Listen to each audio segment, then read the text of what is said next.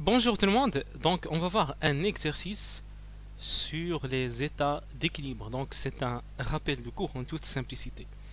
Donc, identifier parmi les systèmes suivants ceux qui sont en équilibre thermodynamique, décrire l'évolution de ceux qui ne le sont pas, c'est-à-dire il faut décrire l'évolution de ceux qui ne sont pas en équilibre thermodynamique. Eh bien, un système composé de deux blocs de cuivre identiques à des températures différentes. Donc, on a ici deux blocs de cuivre. Un bloc de cuivre a une température T1 par exemple. Et voilà, donc et un autre bloc de cuivre a une autre température qui est la température T2 par exemple.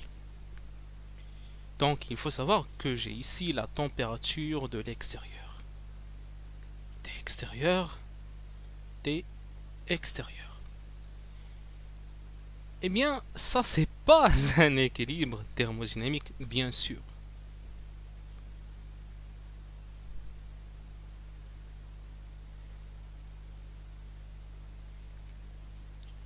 Donc je vais,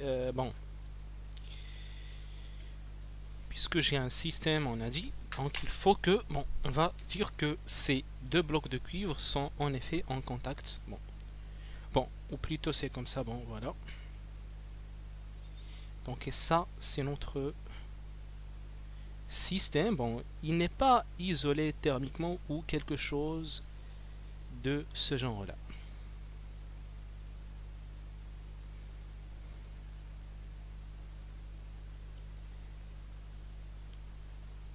Donc, qu'est-ce qu'il va se produire? Donc, ça, c'est pas un état d'équilibre thermodynamique. Donc, non thermodynamique. Donc, on va décrire l'évolution. Donc, qu'est-ce qu'il va se produire? Eh bien, on va évoluer vers un état où les deux blocs de cuivre vont avoir tout simplement la température extérieure. Parce que j'ai bien dit qu'on n'a pas ici de l'isolation thermique.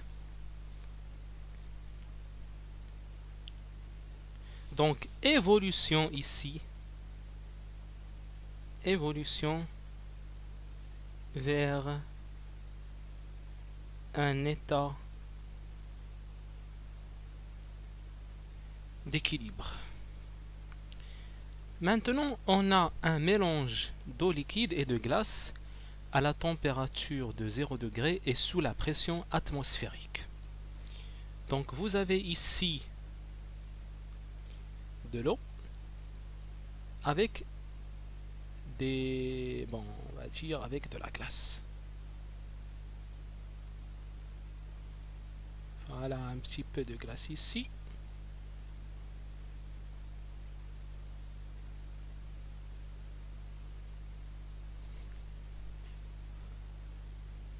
Ça c'est l'eau. Vous avez ici donc tout cela, la glace et l'eau, ils sont à 0 degré Celsius. Le premier cas, l'air ambiant à 0 degré Celsius.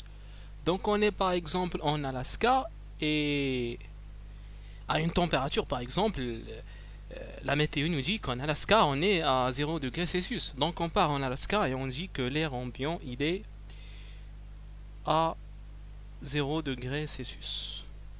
En printemps peut-être, parce qu'en général ça fait très très froid. Donc, est-ce que ça c'est un état d'équilibre thermodynamique ou non? Eh bien, vous avez de la glace, un mélange de glace et d'eau à 0 degré Celsius. L'eau est à 0 degré Celsius, la glace elle est à 0 degré Celsius. C'est la même température.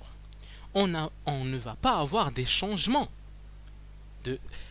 On ne va pas avoir un changement de chaleur entre l'eau et la glace parce qu'on est à la même température.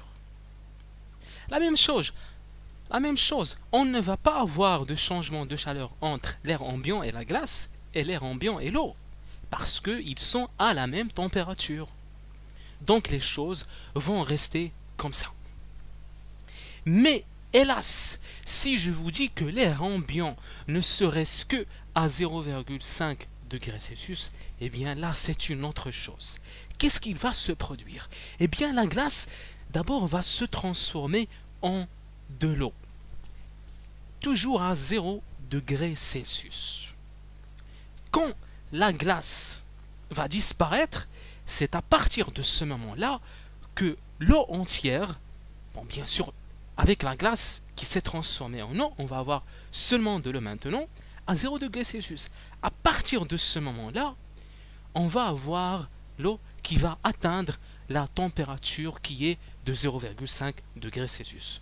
Donc on va dire que là, à 0 degrés Celsius, ça, il s'agit d'un équilibre thermodynamique.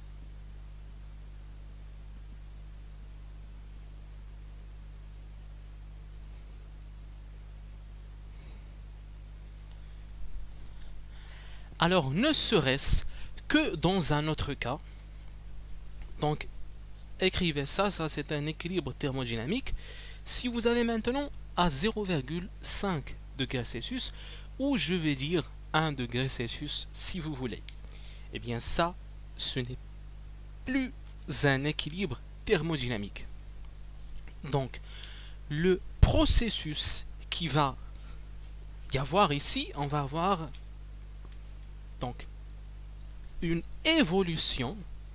Donc, la première étape, c'est que cette glace va fondre, cette glace tata, elle va fondre en effet, pour que le tout se transforme en eau à 0 degrés Celsius.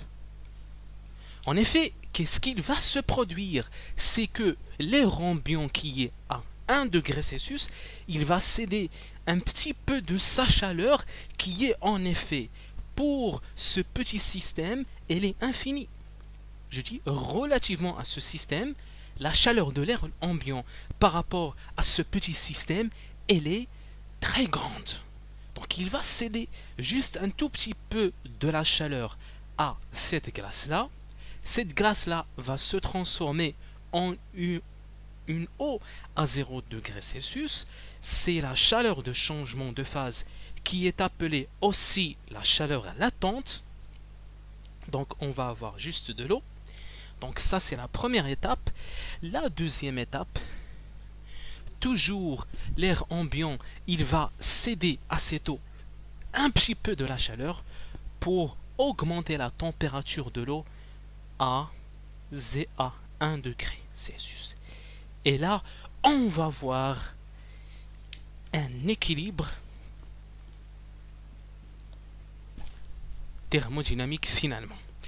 Bien entendu, si vous avez à 25 degrés Celsius, ça c'est pas un état d'équilibre thermodynamique. Si l'air ambiant a ça, alors on va avoir cette même étape là, c'est-à-dire que d'abord la glace va se fondre pour se transformer en une eau dans une première étape, mais après l'eau elle va être à 25 degrés Celsius et là finalement on va avoir cet équilibre thermodynamique.